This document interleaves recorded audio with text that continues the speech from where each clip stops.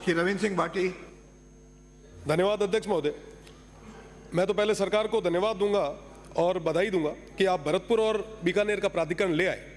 मेरा तो एक ही निवेदन है कि अगर आपको लाना ही था तो आप राजभवन के माध्यम से, अध्यादेश के माध्यम से लाए।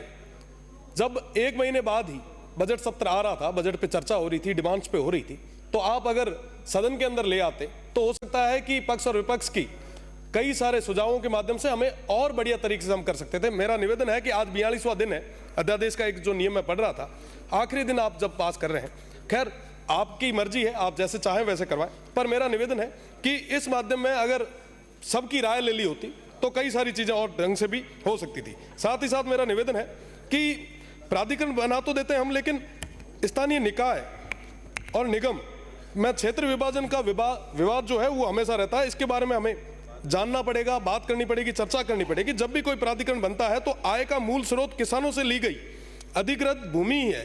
किसानों से ली गई भूमि को बेचकर हम आय अर्जित करते हैं, लेकिन किसान का कोई हिस्सा तो सुनिश्चित होना चाहिए।